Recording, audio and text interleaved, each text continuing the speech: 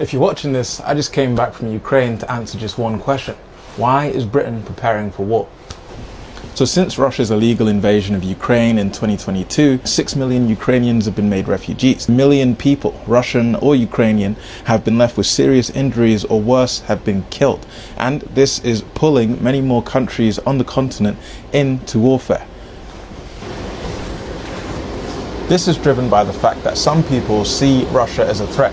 They see what happened in 2014, the illegal annexation of Crimea. They see the sponsorship of conflict in the Donbass and Luhansk regions, and they see an illegal invasion in 2022. It's proof that Russia doesn't want peace with the rest of Europe. But now, some will criticize that. They'll say that NATO said that they would never expand, and they did. And they suggested that Ukraine could join the alliance from 2008 onwards. Some would also suggest that by not listening, for example, when Russia invaded Georgia or when they annexed Crimea, and instead of supporting Ukraine more strongly then, that they enabled Putin to think that he could take an even stronger maximalist bargaining position, using force to try and get what he wanted. Others still will also criticize how much wealth is being generated off the back of bloodshed. For example, if you're talking about Babcock, when it was suggested that peace was on the horizon, their stock dropped 3.5% in a single day, and BAE Systems has tripled its profits since the beginning of the conflict, and including what's been described as genocide in Gaza. But why does the UK see Russia as a threat?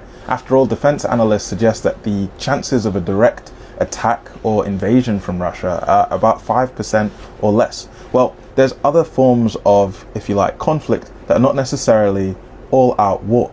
For example, in 2018, the Skripal poisonings, cyber warfare, for example, attacks released from actors within Russia that shut down major hospitals and had patients, British citizens, having their appointments and surgeries cancelled. The University of Edinburgh looked at over 400 bot accounts linked to troll farms connected to the Wagner Group that were pushing out, for example, pro-Brexit propaganda during the time of the referendum.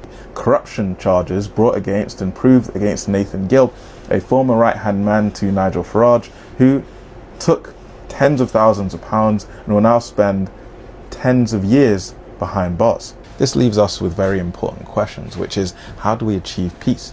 Is there a peace deal out there that protects and respects everybody's right to sovereignty and dignity? Is there a way that Russia can be made to pay for war crimes committed in Ukraine? And is there a way that perhaps we could have less military spending but more peace? Or is it necessary to spend more on our militaries to guarantee freedom? What do you think? Let us know your thoughts down below. Follow Novo for more, and you can support our work for £1 a month on Patreon.